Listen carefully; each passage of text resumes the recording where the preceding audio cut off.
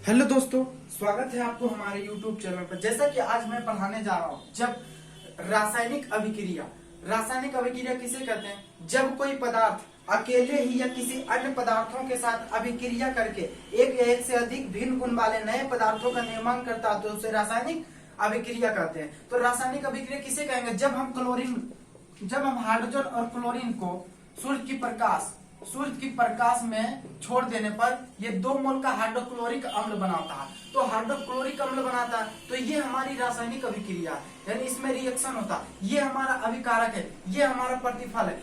रासायनिक अभिक्रिया में अभिकारक के अणु परमाणुओं में टूटते हैं। रासायनिक अभिक्रिया में अभिकारक के अणु परमाणुओं में टूटते हैं, और जबकि वही परमाणु यानी इसी का परमाणु ये प्रतिफल का अणु बनाता है। उसी प्रकार ये किसी तत्व के साथ अभिक्रिया करता है। मैंने बोला था अकेले ही या किसी अन्य पदार्थ के साथ, तो ये किसी अन्य पदार्थों के साथ अभिक्रिया करके ये अम्ल बनाता है।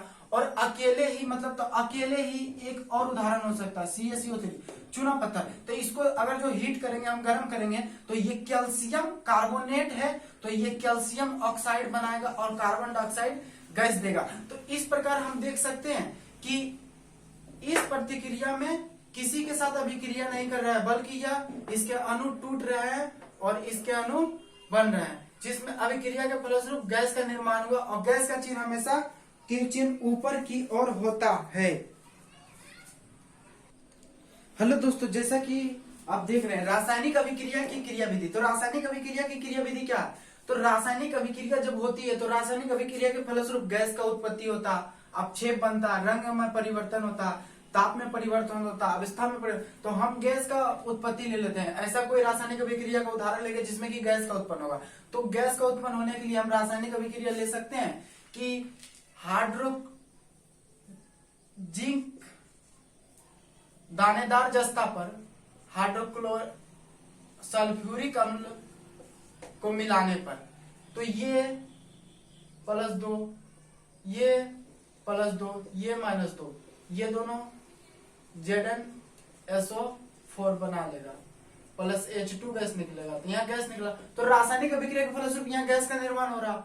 उसी प्रकार और भी उदाहरण लेंगे जिसमें कि गैस का निर्माण हो। जैसे कैल्शियम कार्बोनेट को मैंने तोड़ा था, तो calcium oxide plus carbon dioxide, ये भी गैस बना था। तो ये भी एक उदाहरण होता है। रासायनिक अभिक्रिया के फलस्वरूप गैस का उत्पत्ति होता है। उसी प्रकार अगला अब ले लेते हैं हम अवक्षेप का बनना। तो सोडियम क्लोराइड के जली विलयन में NaCl2 के जली विलयन में सिल्वर नाइट्रेट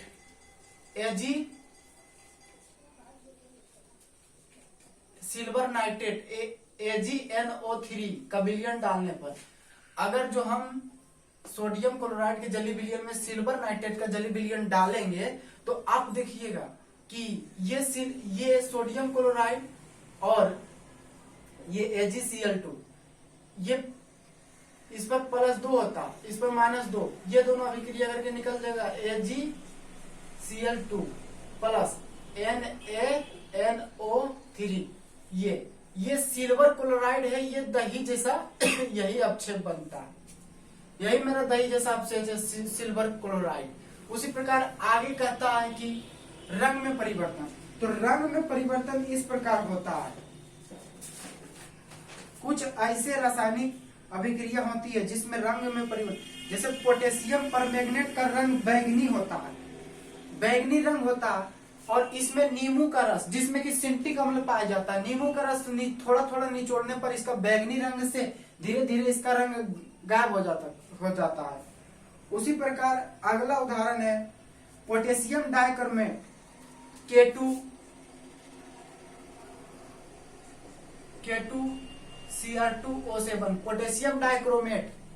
पोटेशियम डाइक्रोमेट के अम्लीय विलयन का नारंगी रंग होता है। इसमें सल्फर डाइऑक्साइड, ये नारंगी होता है, नारंगी। इसमें सल्फर डाइऑक्साइड प्रवाहित करने पर इसका रंग हरा हो जाता। क्यों हो जाता?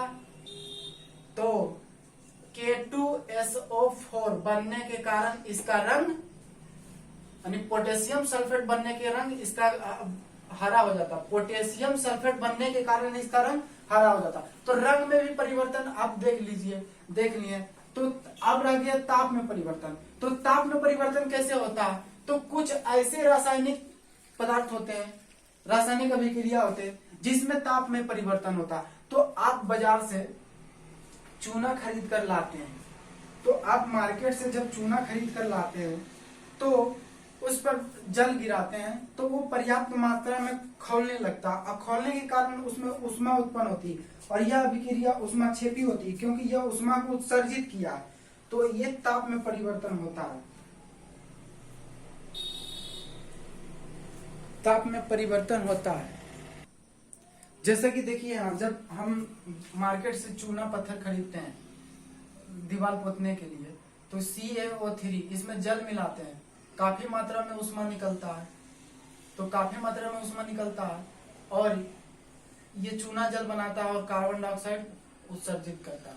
तो ये ऊष्मा को उत्सर्जित किया जाए तो ऊष्माक्षेपी अभिक्रिया हो गया। लेकिन कुछ ऐसे भी रासायनिक अभिक्रिया होते हैं जो ऊष्मा को अवशोषण करते हैं। जैसे में हम उदाहरण में ले लेते हैं अमोनियम क्लोराइड NH4Cl, उसमें barium hydroxide BeOH2, barium hydroxide का विलयन डालने पर अभिक्रिया के फलस्वरूप बेरियम क्लोराइड, तो ये तो बेरियम क्लोराइड बना ही लेगा, BeCl2 संतुलित करेंगे बाद में, barium chloride plus ammonia NH3 plus जल बनाएगा।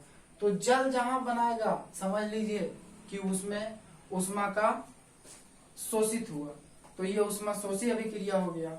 उसी प्रकार अगला है अवस्था में परिवर्तन। तो अवस्था में परिवर्तन कैसे होता है? जब हम अवस्था में परिवर्तन कैसे करेंगे, तो मोमबत्ती को आप जलाते होंगे, तो मोमबत्ती जलता है, तो मोमबत्ती को जलने में इसका कुछ रासायनिक पदार्थ जलकर वाष्पित होकर वायु में चले जाते हैं, कुछ रासायनिक पदार्थ नीचे पिघलकर गिरकर बैठ जाते हैं यहीं पर। तो